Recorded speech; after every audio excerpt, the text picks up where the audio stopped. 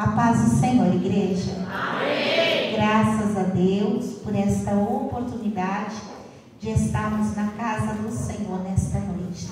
O Senhor, Ele é bom em todo tempo Ele é bom. Eu quero já nesta minha oportunidade pedir que os irmãos encontrem o texto sagrado. Nós já lemos na leitura oficial desta noite, Salmo de número 128, e eu quero ler com os irmãos o versículo 1. Enquanto os irmãos encontram o texto sagrado, eu quero fazer os meus agradecimentos aqui, primeiramente a Deus, porque se não fosse o Senhor e as suas misericórdias, eu não chegaria até esta casa. E agradecer também ao pastor Roberto, sua esposa, diaconisa Dalva, desta igreja, que o Senhor abençoe grandemente, que o Senhor abençoe esta obra. Agradecer também a nossa irmã Cida, que é a superintendente deste trabalho de escola bíblica dominical, que é a preparação do crente, né? É a teologia do crente. Às vezes você não tem condições, não pode fazer um curso de teologia, então venha para a escola dominical. Aqui você vai estar aprendendo a palavra de Deus e com certeza você vai sair daqui estruturado. E nenhuma conversa fiada que o diabo queira colocar na tua mente para te embaraçar, você vai cair nessas conversas fiadas. Por quê? Porque você vai estar doutrinado na palavra do Senhor. Eu quero agradecer também o irmão Júnior, que foi quem me apresentou aqui para o ministério. Deus abençoe a sua vida, irmão Júnior, muito obrigada. Que o Senhor continue assim, abençoando a sua vida como o Senhor abençoou a minha. Amém? Irmãos, Salmo de número 128, versículo 1, começo apenas um versículo. Podemos ler todos juntos no som de uma só voz? Amém? 1, 2, 3. Bem-aventurado aquele que teme ao Senhor e anda nos seus caminhos. Amém. Somente até aqui. A igreja pode se assentar, glorificando e exaltando o nome santo do Senhor. Aleluia. Meus irmãos, confesso que eu fiquei um pouco nervosa. Pregar a palavra de Deus é uma grande responsabilidade. Já estamos aí, pela bondade e misericórdia do Senhor, há alguns anos ministrando, mas todos os dias é um desafio, porque eu não falo de mim, mas eu falo da palavra daquele que é santo, daquele que é fiel e que é verdadeiro. Então eu não posso falar o que eu quero e eu também não posso ter a minha própria interpretação. Eu tenho que buscar o discernimento, o entendimento, a sensibilidade para falar aquilo que o Senhor sabe que a sua igreja precisa receber. E quando o nosso irmão Júnior nos contatou e perguntou se eu tinha disponibilidade nesta data, eu prontamente disse que sim, estava disponível. E ele me disse que a nossa irmã Cida iria entrar em contato para me dar todas as orientações a respeito do trabalho. Mas em nenhum momento ele me falou que era um simpósio, pastor. Aleluia. E eu estou acostumada, irmãos, a pregar no círculo da oração. Quando de vez em quando acontece assim, para a mocidade, para os adolescentes. Mas aí a irmã Cida me chama e diz assim: missionária, é um simpósio. Irmão do céu, eu falei: Jesus amado, não é possível, acho que é errado de nome. Eu falei: irmã Cida, a senhora tem certeza que sou eu mesmo? Porque assim, eu prego, mas assim, simpósio, a minha linha de pregação não é o ensino. Ela disse: missionária, é a senhora mesmo, pode vir. Glória a Deus. Então, irmãos, eu estive orando muito, pedindo que o Senhor usasse de misericórdia. Glória a Deus. Primeiro, porque não é numa área onde eu estou acostumada, que é a área do ensino, e também pelo assunto a ser tratado, que é a respeito do casamento. E lá no meu ministério, esse mês de julho é um mês todinho voltado para a família. Todos os cultos, de manhã, de tarde, de noite, de segunda a segunda, a palavra, a ministração, tudo é voltado para a família, casamento, filhos, namoro, noivado. E é um mês, irmãos, para nós que pregamos dentro do ministério, é um mês muito pesado. Por quê? Porque nós sentimos as batalhas espirituais na carne. E aí entendemos a importância no reino espiritual deste assunto voltado à família, ao casamento, à educação dos filhos. Então a gente já se prepara na oração, na consagração, porque a gente sabe, não que os outros meses não sejam, mas quando nós nos voltamos para falar de assuntos direcionados à família, a retaliação, ela vem com força. E nesta noite, o Senhor trouxe ao meu coração, primeiramente, para contar aos irmãos parte do meu testemunho.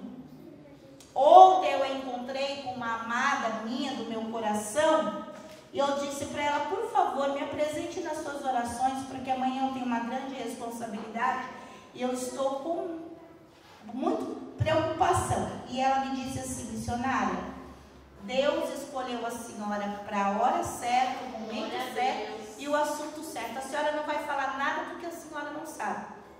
Porque a senhora tem experiência de sobra para contar a respeito do seu casamento. Aleluia. E eu falei, é verdade, né? Como a gente muitas das vezes se preocupa em falar tantas coisas e nós esquecemos que a maior pregação, irmãos, é aquilo que nós vivemos. Porque às vezes pessoas se levantam para falar, mas não vivem o que pregam. Então, nesta noite eu quero começar dizendo para os irmãos que a minha casa foi alcançada pela misericórdia de Deus. Eu não tive a felicidade de nascer num berço evangélico. Eu conhecia o Senhor, eu já tinha cerca de 21 anos de idade. Na concepção de muitos ainda jovem, porém, eu já tinha vivido a experiência suficiente que muitas pessoas dos seus 30, 40, 50 anos ainda não tinham vivido.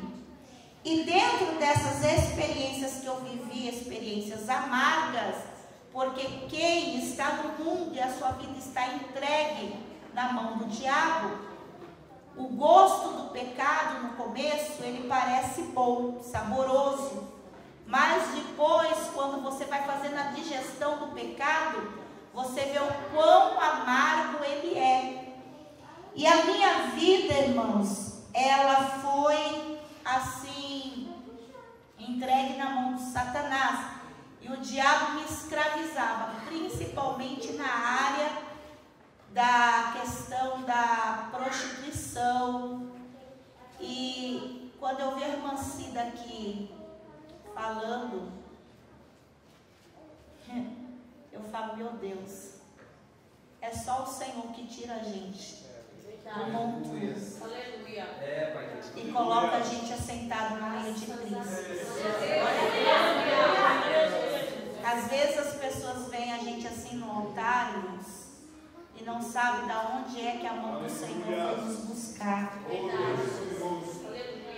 E a minha vida estava embaraçada com o pecado, principalmente com o pecado da lascívia, da sensualidade.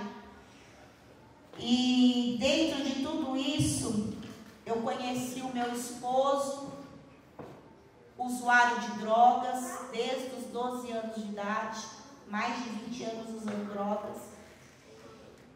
Nós não chegamos a ter um namoro, porque a princípio na nossa mente nem ia ser um namoro, pastor. Ia ser só um dia, 2 dias, 3 dias, depois acabou. Só que Deus lá do céu, Ele tem os seus propósitos.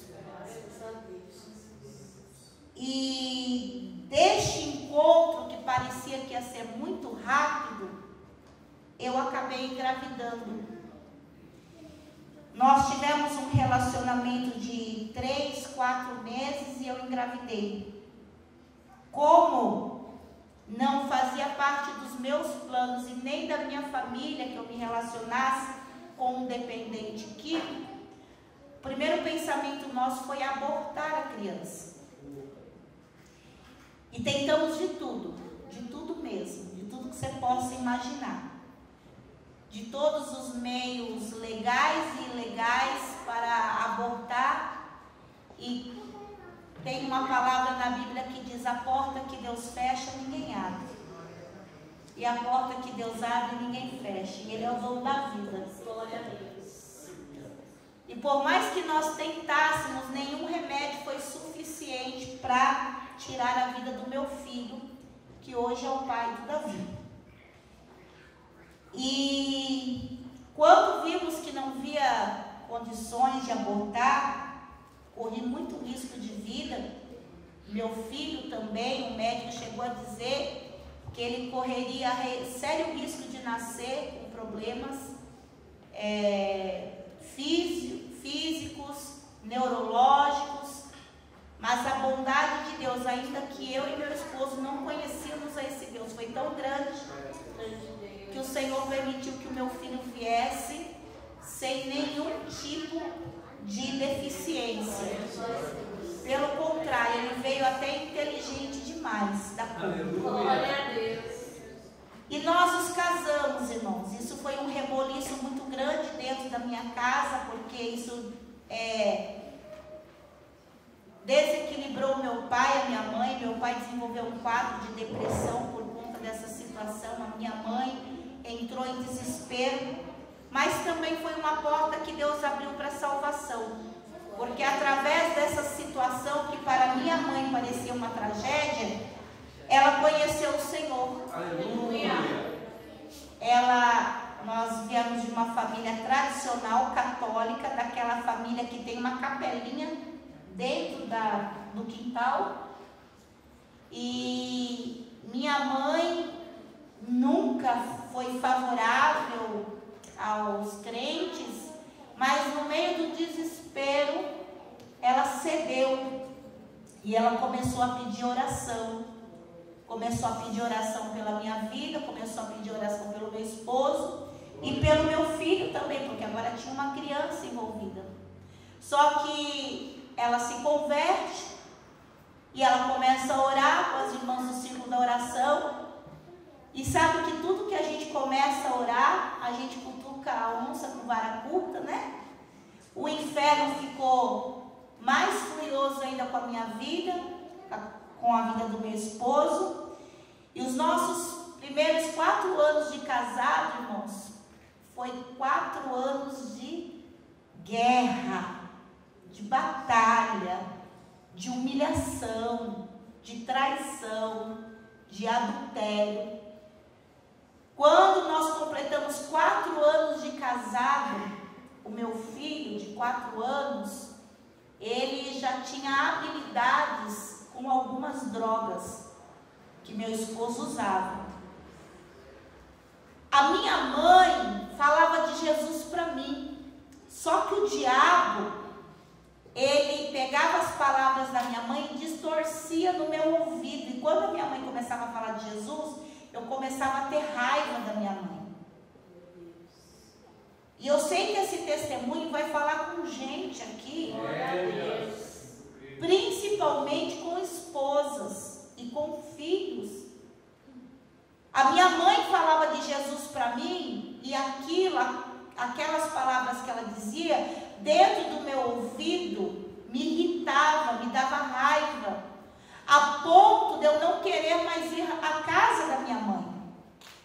Eu me afastei totalmente dela. Porque eu pensava, se eu não for à casa dela, se eu não tiver mais contato com ela, eu não vou ficar ouvindo ela pregar, ela falar desse Jesus, ela falar da igreja desses crentes. Mas, meu irmão, você pode até, ou quem você ora, ou para quem você prega, pode até se afastar, pode até ir embora, mas o poder da oração,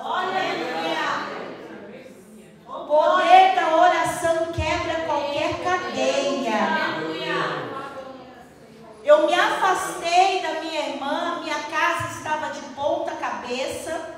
Para você ter uma ideia, eu preciso contar isso porque talvez você pense assim, que o teu casamento não tem mais jeito. E eu posso dizer, nós estamos indo para 32 anos de casados. Glória a Deus. Deus, 33. Errei, marido. 33 anos de casado. 33 anos de casado. Eu posso te dizer que foi a mão do Senhor. Aleluia. Irmãos, para você ter uma ideia, da janela da cozinha, pastor, da minha cozinha, dava para enxergar um motel, a entrada de um motel. E quase todas as tardes eu vi o meu esposo entrando naquele motel com outra mulher. Quase todas as tardes. Então, dentro da minha casa já não havia mais respeito. Dentro da minha casa já não havia mais nenhum tipo de sentimento, a não ser o desprezo, a não ser a raiva, a não ser a vingança. Alabaia. Aleluia. Louvado seja o nome do Senhor. E o quadro era tão difícil, irmãos, e eu sei que o diabo lutou a ponto de colocar no meu coração o desejo do suicídio. Não só do suicídio, mas do homicídio também. Porque todos os dias a minha mente era trabalhada para que eu tirasse a vida do meu filho e depois tirasse a minha vida. E eu sei que o diabo trabalhou porque ele sabia que na noite de hoje eu estaria aqui contando esse testemunho. E eu estou falando para pessoas aqui, eu não sei qual é o processo que você está passando, mas eu quero te dizer que quanto maior é a fúria, maior é o propósito de Deus. E que se você não desistir e examinar as Escrituras e entrar pela obediência da palavra, Deus, Ele se responsabiliza pela total restauração. Porque eu sou testemunha viva da restauração de Deus. Alabá. E perceba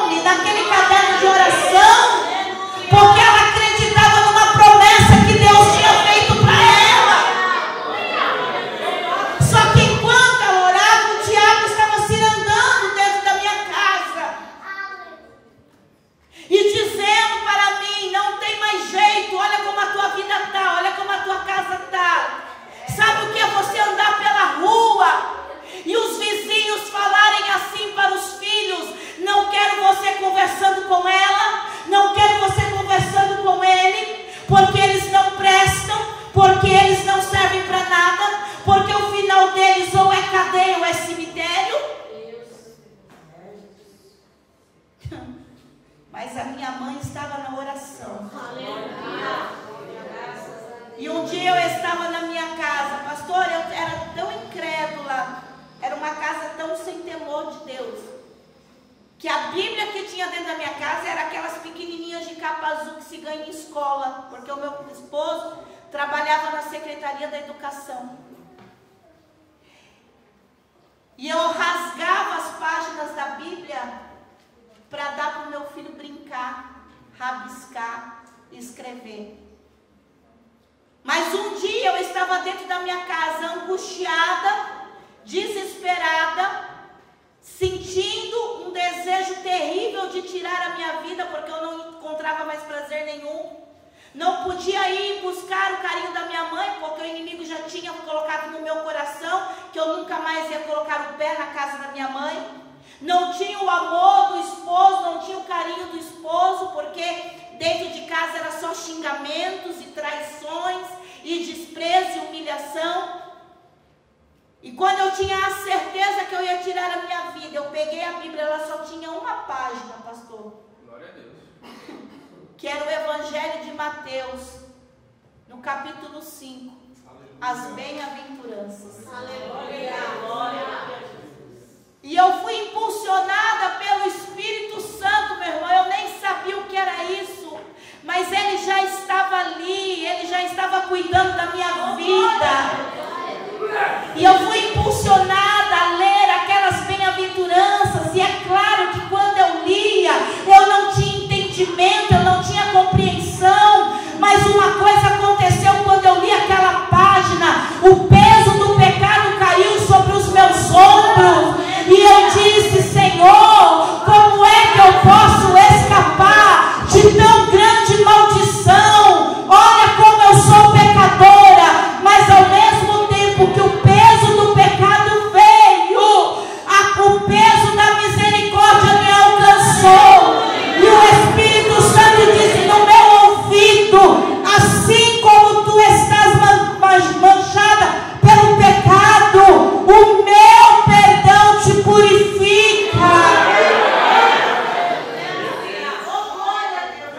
E eu senti uma paz dentro de mim que há muito tempo eu não sentia.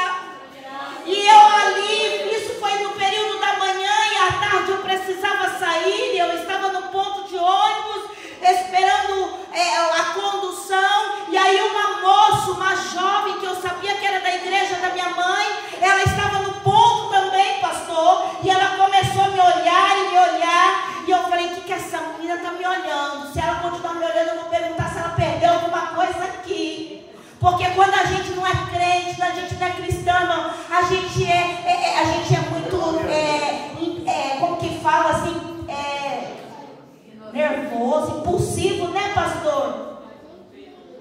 Só quando a gente não é crente. Quando a gente é crente, a gente muda, né? Amém, igreja? Amém. E eu falei: se ela me olhar mais uma vez, eu vou perguntar se ela perdeu alguma coisa aqui. E eu era meio barraqueira, irmão, meio ignorante, daquelas que não leva desaforo para casa. Só que eu não precisei perguntar nada, ela veio até a mim e ela disse assim: eu posso te dar um abraço? E eu pensei: hoje eu nem conheço, não tem nem amizade, por que quer me abraçar? Ela disse: antes que você pergunte por que eu quero te abraçar, foi o Senhor que mandou te dar um abraço. E dizer que Ele te ama e que Ele perdoa todos os seus pecados, e que Ele tem uma obra na sua vida. E hoje à noite tem culto lá na igreja. Você não quer ir no culto comigo, irmão? Ali todas as cadeias elas se quebraram. E eu aceitei ir para o culto com aquela moça.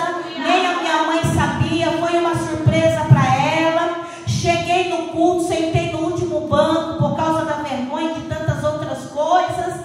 E o diabo falava assim no meu ouvido: aqui não é o seu lugar.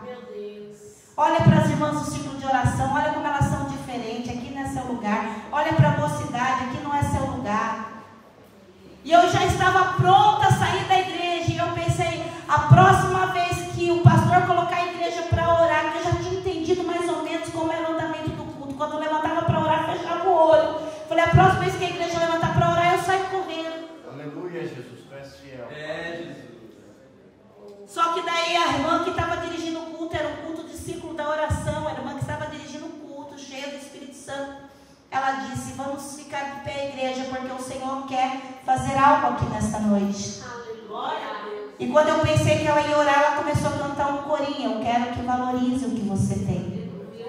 E enquanto a igreja cantava, ela desceu do altar e ela foi até onde eu estava. E ela me deu um abraço. E ela disse: Deus manda te dizer, Ele te ama e essa igreja também te ama. Aqui é o seu lugar. Para resumir a história, naquela noite eu fui liberta de demônios e fui batizada com o Espírito Santo. Já fazem 28, vai fazer 29 anos que eu estou na presença do Senhor. Mas ali começou uma outra batalha na minha vida, porque agora eu volto para casa, cheia do Espírito Santo, falando em línguas estranhas, e dizendo: Senhor, eu não quero perder isso que eu estou sentindo, o que eu faço. E o Espírito Santo foi falando no meu ouvido: então você vai mudar a sua maneira de se vestir, porque era uma maneira muito vulgar. Você vai abrir a porta do teu guarda-roupa e eu vou falar para você o que é que você vai tirar, o que é que você vai tirar. Irmãos, nenhum pastor precisou sentar, pastor, para falar o que eu fazia e o que eu não fazia. O Espírito Santo foi me instruindo. O meu casamento já estava na mão do juiz para ser assinado o divórcio. Naquele tempo, irmãos, o divórcio não é igual hoje, que é rapidinho, não. Era um pouquinho mais demorado. Eles davam um prazo para você pensar se era isso mesmo que você queria.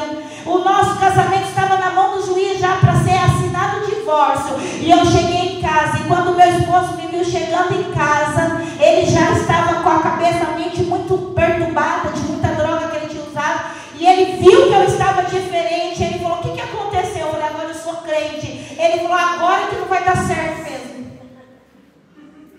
Ele falou: agora que a gente não vai ficar mais junto mesmo. Oh, Deus. Irmãos, dali em diante a minha vida virou um inferno. Se eu achava que o inferno estava antes, pastor, ali virou. Porque o diabo falou assim: agora eu vou te perturbar tanto que você não vai aguentar a prova. E eu vou falar para os irmãos: quantas vezes eu saí da minha casa dizendo: Senhor, hoje é o último dia. Eu vou arrumar minha mala, eu vou pegar o meu filho e eu vou embora. Quantas, irmãos, eu fazia campanhas, eu jejuava e eu não via mudança dentro da minha casa. Pelo contrário, meu marido piorava. Quanto mais eu orava, pastor, quanto mais eu jejuava, mais o meu marido piorava. E eu dizia: Deus, eu acho que o Senhor não está mais nesse casamento. Aliás, meu irmão, de verdade, quando eu aceitei a Jesus, eu nem tinha esperança que o Senhor mudasse o meu casamento. Dentro do meu coração o pensamento era o seguinte: vou me separar, porque ele não quer saber de Jesus, ele não quer mudança. Então eu vou servir a Cristo sozinha com o meu filho.